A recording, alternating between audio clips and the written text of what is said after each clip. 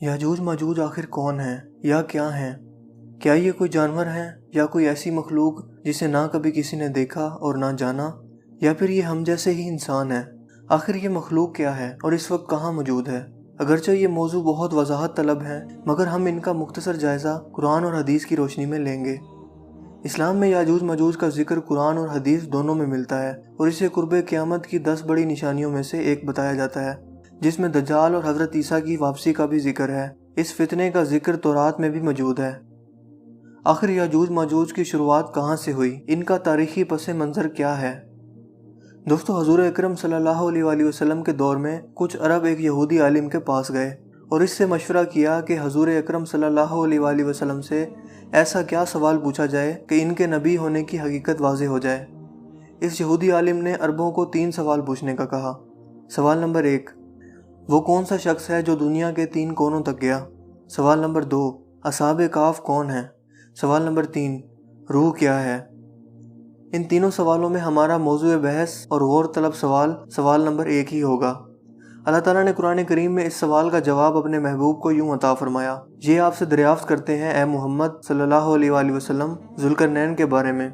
आप कह दीजिए मैं तुम्हें इसकी कुछ खबर देता हूँ। इस आयत मुबारका के अंदर जुल्करनैन नाम की शख्सियत का जिक्र किया गया है और ये वही शख्सियत है जिनका सवाल इस यहूदी आलिम ने किया था कि वो कौन सा मुसाफिर है जो दुनिया के 3 कोनों तक गया।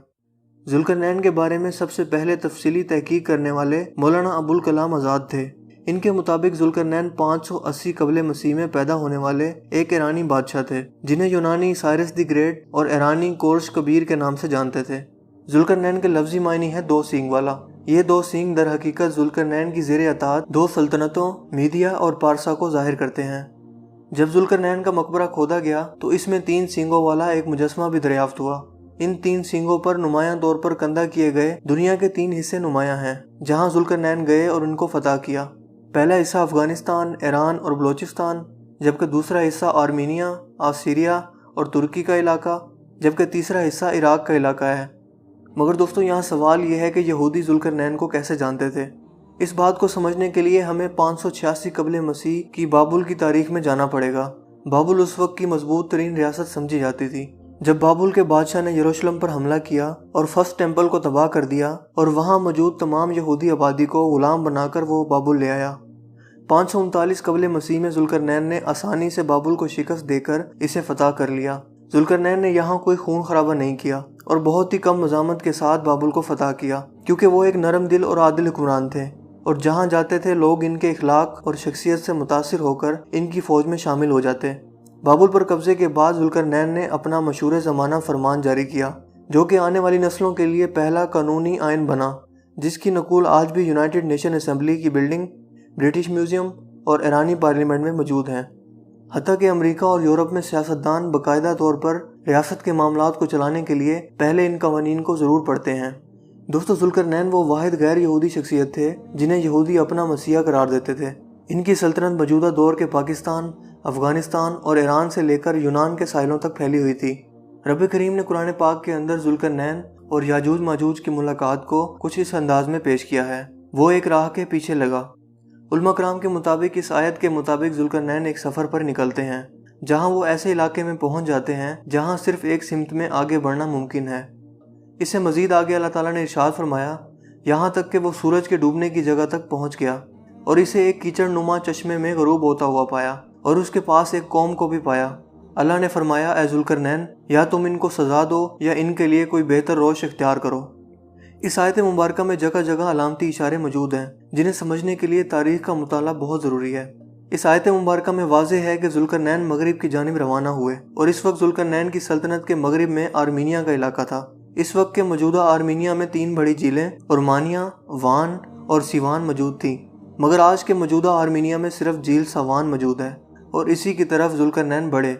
ये झील आर्मीनिया के कुल रकबे का 5% है। कुरान पाक में इस झील की खसूसियत इसकी काली रंगत या कीचड़ नुमा होना है।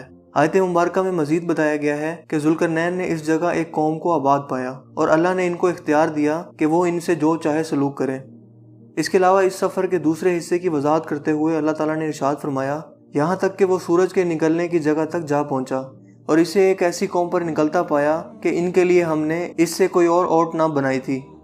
دوستو اس آیت مبارکہ میں جس علاقے یعنی سورج کے نکلنے کی جگہ کا ذکر موجود ہے وہ موجودہ آذربائیجان کا علاقہ ہے، جہاں اوٹ سے مراد درخت اور نباتات ہیں، کیونکہ آذربائیجان کا بیشتر علاقہ بارشیں نہ ہونے کے سبب صحرائی ہے۔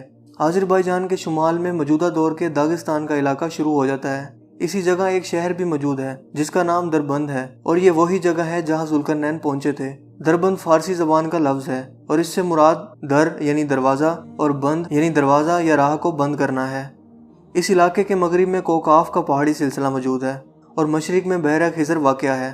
یہ وہی جگہ ہے جہاں ذوالقرنین نے یاجوج ماجوج کو روکا اور وہ بند بنایا۔ اس سے مزید آگے کے سفر کی داستان قرآن پاک میں کچھ یوں بیان ہوتی ہے، یہاں تک کہ وہ دو پہاڑوں کے درمیان پہنچا اور اس کے پاس اس نے ایک ایسی قوم کو پایا جو بات سمجھنے کے قریب نہ تھی۔ بس آیت مبارکہ میں جس قوم کا ذکر کیا گیا ہے یہ وہی قوم ہے جو ذوالقرنین کو دربند کے علاقے میں ملی، اور یہ لوگ ذوالقرنین کی بات سمجھنے کے قابل نہ تھے۔ اور مزید اہم نشانی کہ یہ قوم دو پہاڑوں کے درمیان آباد تھی، کیونکہ یہ جگہ زمین کی سطح سے کچھ اونچائی پر واقع تھی اور ایک پہاڑی ٹیلہ تھا۔ آج کے دور میں بھی وہ قلعہ موجود ہے جو ذوالقرنین نے اس قوم کو یعنی یاجوج ماجوج کو روکنے کے لیے بنایا تھا۔ اس سے مزید آگے رب کریم نے وضاحت فرمائی کہ انہوں نے کہا، اے ذوالقرنین، یاجوج ماجوج اس ملک میں بڑے بھاری فسادی ہیں، تو کیا ہم آپ کے لیے کچھ خرچ کا انتظام کر دیں کہ آپ ہمارے اور ان کے درمیان ایک دیوار بنا دیں۔ اس آیت مبارکہ میں انہوں لفظ سے مراد وہیں آباد ایک قوم ہے جو کہ ذوالقرنین سے اپنا مسئلہ بیان کر رہی ہے کہ یہاں موجود ایک اور مزید قوم یعنی یاجوج ماجوج بہت فسادی ہیں، اور اگر آپ کہیں تو ہم آپ کے لیے مال و زر کا انتظام کر دیں تاکہ آپ ان کے یعنی یاجوج ماجوج کے اور ہمارے درمیان ایک دیوار بنوا دیں۔ دوستو اکثر لوگوں کو یہ گمان ہے کہ یاجوج ماجوج کوئی ایسی مخلوق ہے جو غیر انسانی اور دیو قامت ہے۔ یہ گمان صرف قرآن اور حدیث کا مطالعہ نہ کرنے کا نتیجہ ہے، لہٰذا یہی وجہ ہے کہ لوگ قرب قیامت کی اتنی بڑی نشانی سے بے خبر ہیں جس کا تذکرہ پوری وضاحت کے ساتھ قرآن اور حدیث میں موجود ہے، اور یہ بھی کہ وہ انسان ہی ہیں، حتیٰ کہ ان کی نسل کے بارے میں بھی وضاحت موجود ہے۔ بخاری اور مسلم کی متفقہ حدیث جس کے راوی ابو سعید خدری رحمۃ اللہ علیہ ہیں، اور جس کا مفہوم یہ ہے کہ قیامت کے دن اللہ تعالیٰ آدم علیہ السلام سے کہیں گے کہ اپنی اولاد میں سے جنتی اور جہنمی الگ الگ کر دو، تو ہر 1000 میں سے ایک جنتی اور 999 جہنمی ہوں گے جو کہ یاجوج ماجوج میں سے ہوں گے، یعنی یہ قوم یاجوج ماجوج بنی آدم میں سے ہی ہے۔ مگر یہاں ایک سوال دماغ میں آتا ہے کہ آخر بنی آدم کی اتنی کثیر تعداد یاجوج ماجوج کی صفوں میں کیسے شامل ہوگی؟ اس سے پہلے ہمیں یاجوج ماجوج قوم کی زمین پر موجودگی کو سمجھنا ہوگا کہ آخر وہ کہاں سے آئے۔ دوستو ہم سب جانتے ہیں کہ آج کی موجودہ آبادی سب حضرت نوح علیہ السلام کے 3 بیٹوں حام، شام اور یافس کی نسل سے ہیں، کیونکہ طوفان نوح میں صرف حضرت نوح کے 3 بیٹے ہی زندہ بچے تھے اور انہی سے آگے نسل بڑھی تھی۔ حام سے افریقی ممالک کے لوگ، شام سے عرب اور یہود، اور یافس سے ترک یا یورپی یا سفید فام قومیں آگے بڑھیں، اور یاجوج ماجوج کی قوم حضرت نوح کے بیٹے یافس کی نسل سے ہیں، اور یہ سفید فام قوم ہے۔ یونان میں یاجوج ماجوج کی قوم کو اشکناز کے نام سے بھی جانتے تھے۔ اشکناز ماجوج کا بھانجا تھا۔ 780 قبل مسیح میں یہ لوگ کوکاف کی پہاڑیوں سے آتے اور جنوب پر حملہ آور ہو جاتے۔ یہ قوم کوکاف اور بحیرہ خضر کے شمال میں بڑی تعداد میں آباد تھی، اور وہاں یہ لوگ قابض تھے، اور ہر راہ گزر اور تاجر سے یہ لوگ ٹیکس بھی وصول کرتے تھے۔ یہ قوم خود کو خضر یا قوم خضر بھی کہتی تھی، اسی لیے کیسپین سی کو بحیرہ خضر بھی کہا جاتا ہے، جو کہ اسی قوم کے نام پر ہے۔ ان کے قبضے میں جو علاقے تھے وہ موجودہ مغربی روس سے لے کر موجودہ دور کے جرمنی تک ہیں۔ یاجوج ماجوج کی یہ قوم بنا کسی وجہ کے آس پاس کی کمزور قوموں پر حملہ آور ہو کر وہاں خوب لوٹ مار اور قتل و غارت کرتی تھی، اور باقی بچے زندہ لوگوں کو غلام بنا لیتی تھی، جن کو بعد میں یا تو کام کے لیے رکھ لیا جاتا یا غلام بنا کر بیچ دیا جاتا۔ اس کے علاوہ جو راہ گزر ان علاقوں سے گزرتے ان پر بھاری ٹیکس لگایا جاتا تھا، اور ایسا نہ کرنے پر ان کو مار دیا جاتا تھا۔ لہٰذا دربند کے لوگوں نے انہی وجوہات کی بنا پر ذوالقرنین سے مدد مانگی، جیسا کہ آیت مبارکہ میں بتایا گیا ہے۔ دوستو دربند کے لوگ اپنی تعمیرات لکڑی کے ذریعے کیا کرتے تھے، جبکہ ذوالقرنین کے دور میں فن تعمیرات عروج پر تھا اور پتھروں اور لوہے کے ذریعے بھی تعمیرات کی جاتی تھیں۔ لہٰذا وہاں کے لوگوں نے ذوالقرنین سے درخواست کی کہ آپ ہمارے اور یاجوج ماجوج کے درمیان دیوار بنا دیں، جبکہ وہ مالی اور فوجی امداد بھی دینے کو تیار تھے۔ مگر اگلی آیت مبارکہ میں اللہ پاک نے کچھ یوں فرمایا، میرے اختیار میں میرے پروردگار نے جو دے رکھا ہے بس وہی بہتر ہے، تم صرف قوت طاقت سے میری مدد کرو اور میں تم اور ان کے درمیان ایک بند بنا دیتا ہوں۔ اس آیت مبارکہ سے پتہ چلتا ہے کہ ذوالقرنین نے ان لوگوں کی التجا کو قبول کیا، جبکہ مال و متاع کی پیشکش کو رد کر دیا، اور فرمایا کہ تم لوگ صرف طاقت یعنی فوج کے ذریعے سے میری مدد کرو اور میں یاجوج ماجوج اور تمہارے درمیان ایک بند بنا دیتا ہوں۔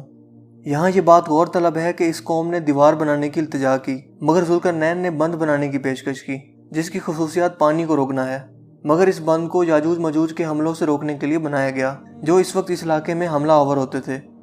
دوستو، اس بند کے کئی دروازے موجود تھے اور حملے کے وقت ان دروازوں کو بند کر دیا جاتا تھا۔ آج کے دور میں بھی اس قلعے کی جنوبی دیواریں بہت حد تک مسمار ہو چکی ہیں، مگر شمالی دیوار کا 80% حصہ ابھی بھی موجود ہے۔ دیوار چین کے بعد یہ دیوار پوری دنیا کی دوسری بڑی دفاعی دیوار ہے۔ اس قلعے سے آگے کے علاقے یعنی کوکاف کا علاقہ ذوالقرنین کی حکومت میں تھا، لہٰذا اس بند بننے کے نتیجے میں ان علاقوں کی بھی حفاظت ہو گئی۔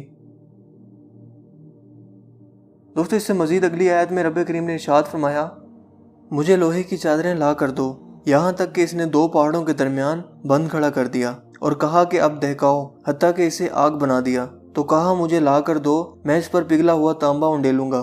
دوستو، اس آیت مبارکہ میں لوہے کی چادروں اور تانبے کا ذکر موجود ہے جو کہ اس بند کی تعمیر کے دوران استعمال ہوا تھا، جبکہ اکثر لوگ یہ سمجھتے ہیں کہ جو بند ذوالقرنین نے بنایا تھا وہ صرف اور صرف لوہے اور تانبے کا ہے، مگر ایسا نہیں ہے، کیونکہ اس بند کے بناتے وقت مین دروازوں پر وافر مقدار میں لوہے اور تانبے کا استعمال کیا گیا۔ اب اس بند کا بیشتر حصہ کھنڈرات بن چکا ہے، مگر پھر بھی باقی حصہ اللہ پاک کے حکم سے قائم و دائم ہے۔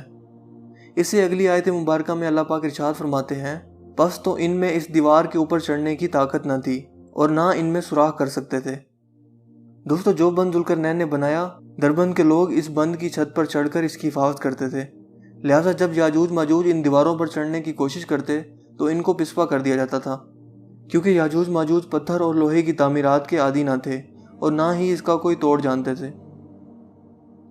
اس سے اگلی آیت مبارکہ میں اللہ تعالیٰ ارشاد فرماتے ہیں کہ یہ صرف میرے رب کی مہربانی ہے، ہاں جب میرے رب کا وعدہ آئے گا تو اسے زمین بوس کر دے گا، بے شک میرے رب کا وعدہ سچا اور حق ہے۔ دوستو، اس قلعے کے لوہے کے بنے مرکزی دروازوں کا نام و نشان موجود نہیں اور جنوبی دیوار بھی زمین بوس ہو چکی ہے۔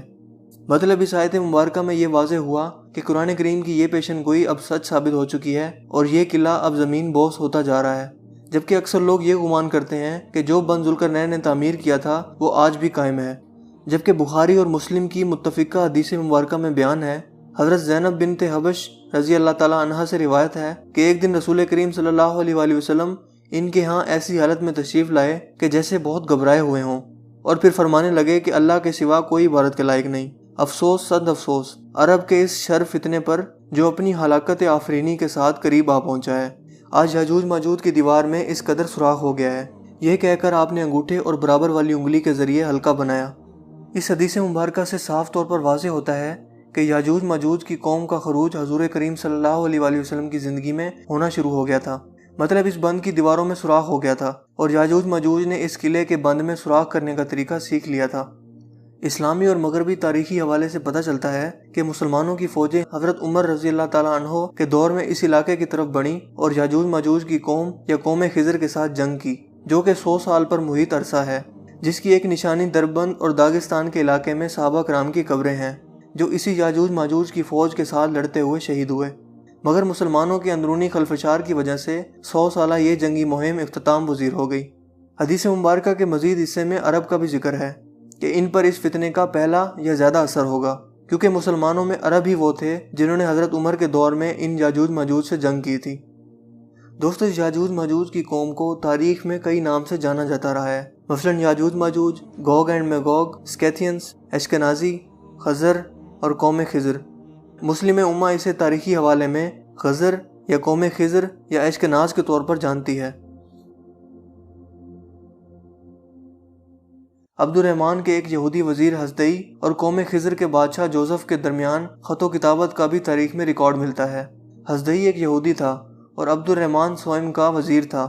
وہ یہ جاننے کا بہت شوق رکھتا تھا کہ بنی اسرائیل کے 10 قبیلوں میں سے کسی قبیلے نے کسی علاقے میں اپنی حکومت قائم کی ہے یا نہیں۔ یہ سوال اکثر وہ اپنے سفیروں سے کرتا رہتا تھا، مگر اسے 944 سن عیسوی میں ایک سفیر نے بتایا کہ ایک یہودی ریاست قسطنطنیہ سے 15 دن کے آبی سفر کی دوری پر موجود ہے، جسے الخضر کے نام سے جانا جاتا ہے، اور یہ قوم قسطنطنیہ کے ساتھ تجارت بھی کرتے ہیں اور یہ بہت طاقتور قوم ہے اور یہ آس پاس کی قوموں پر حملہ بھی کرتے رہتے ہیں۔ لہٰذا حزدئی نے قوم خضر کے بادشاہ جوزف کو خط لکھا اور اس سے دریافت کیا کہ اس بات میں کتنی سچائی ہے اور یہ کہ وہ بنی اسرائیل کے کس قبیلے سے تعلق رکھتے ہیں۔ اس خط کے جواب میں الخضر قوم کے بادشاہ جوزف نے جو کچھ لکھا وہ حیران کن تھا، کیونکہ جوزف نے بتایا کہ وہ بنی اسرائیل کے کسی بھی قبیلے سے تعلق نہیں رکھتا، بلکہ اس کی نسل یافس اور ان کے بیٹے تگورما سے آگے بڑھی، جو کہ ترکوں کے باپ بھی کہلاتے ہیں۔ اس نے مزید بتایا کہ اس کے آباء و اجداد میں بولان نامی ایک بادشاہ تھا، جو کہ کفر کے نظام سے تنگ آ کر اپنی پوری قوم سمیت یہودی ہو گیا۔ بولان بادشاہ نے یہودی علماء کو اپنی رعایا میں بلایا اور یہودیت کو مزید پھیلایا اور ان کے لیے عبادت گاہیں بھی تعمیر کی۔ آج کے دور میں بھی کچھ لوگوں کا خیال ہے کہ یہودیت اختیار نہیں کی جا سکتی اور صرف یہودی کا بیٹا یا بیٹی ہی یہودی ہو سکتے ہیں، جبکہ حقیقت میں ایسا بالکل نہیں ہے۔ اس کی واضح ترین مثال مشہور امریکی صدر ڈونلڈ ٹرمپ کی بیٹی ایوانکا ہے، جس نے ایک یہودی شخص سے شادی کی اور وہ عیسائی سے یہودی ہو گئی۔ اسی طرح اس دور میں بھی یہودیت اختیار کرنا کوئی عجیب بات نہیں تھی۔ دوستو، بنی اسرائیل عرب نسل سے ہیں اور ان کی رنگت گندمی مائل ہوتی ہے، جبکہ آج کے موجودہ دور کے یہودی وہ سفید فام ہیں اور اسی بادشاہ بولان کی نسل سے ہیں جو پہلے کافر تھا اور بعد میں اس نے اپنی پوری قوم کے ساتھ یہودیت اختیار کر لی تھی، جبکہ آج کے یہ سفید فام یہودی خود کو بنی اسرائیل سے ظاہر کرتے ہیں اور اسی بنا پر یہودی ریاست اسرائیل کا قیام بھی کیا گیا ہے۔ سورہ انبیاء میں رب کریم ارشاد فرماتے ہیں، اور جس بستی کو ہم نے ہلاک کیا اس پر لازم ہے کہ وہاں کے لوگ پلٹ کر نہیں آئیں گے، اور یہاں تک کہ یاجوج ماجوج کھول دیے جائیں گے اور وہ ہر بلندی سے دوڑتے ہوئے آئیں گے۔ قرآن کریم کی ان مقدس آیات کے اندر جس بستی کے ہلاک ہونے کا ذکر ملتا ہے وہ یروشلم ہے، جس پر 2 بار قبضہ ہوا اور یہودی اس قبضے کے دوران در بدر ہو گئے، جبکہ اسی آیت مبارکہ کے مطابق پلٹ کر آنے سے مراد وہ یہودی دوبارہ اپنی حکومت قائم نہیں کر پائیں گے۔ اور دوستو، ہم دیکھتے ہیں کہ آج ایسا ہی ہوا ہے۔ جن یہودیوں نے اسرائیلی ریاست کا قیام بنی اسرائیل کے یہودی خود کو ظاہر کر کے کیا، وہ دراصل اسی بولان اور جوزف بادشاہ کی نسل سے ہیں۔ مزید اگلی آیت مبارکہ میں یاجوج ماجوج کے کھول دینے اور ہر بلندی سے اترنے سے مراد یہ لوگ دنیا کی ہر اونچائی پر موجود ہوں گے۔ یہاں یہ بات سمجھنا ضروری ہے کہ میدان جنگ میں اونچائی کی جگہ پر قبضہ ہونا فتح یاب ہونے اور قبضہ کی علامت سمجھا جاتا ہے، لہٰذا اس آیت مبارکہ سے مراد یہ ہے کہ یاجوج ماجوج ہر بلندی پر موجود ہوں گے، اور وہ ہم آج کے دور میں دیکھتے بھی ہیں، اور آج ایسا ہی ہو رہا ہے۔ یہ یہودی لوگ دنیا کے تمام وسائل پر قابض ہیں۔ دنیا کے تمام بینکس، مالی وسائل، media houses, food chains, restaurants, غرض ہر اونچائی پر یہ لوگ موجود ہیں اور لوگوں کے ایمان پر حملہ آور ہو رہے ہیں۔ لوگوں کو ذہنی، نفسیاتی، سیاسی، مذہبی اور ہر طرح سے حملہ کر کے تباہ کر رہے ہیں، اور ہر بلندی پر ہوتے ہوئے لوگوں پر حملہ آور ہو رہے ہیں، اور یہی لوگ اپنے مسیح دجال کے منتظر ہیں اور اس کی فوج کے حصہ دار ہوں گے۔ دوستو، مجھے امید ہے کہ قرآن اور حدیث کے حوالوں کی روشنی میں یاجوج ماجوج کی حقیقت آپ بخوبی جان گئے ہوں گے۔ مجھے امید ہے کہ آج کی یہ ہماری ویڈیو آپ کو کافی انفارمیٹیو لگی ہوگی اور آپ کو پسند آئی ہوگی۔ اگر ویڈیو آپ کو اچھا لگا تو اسے لائک کیجیے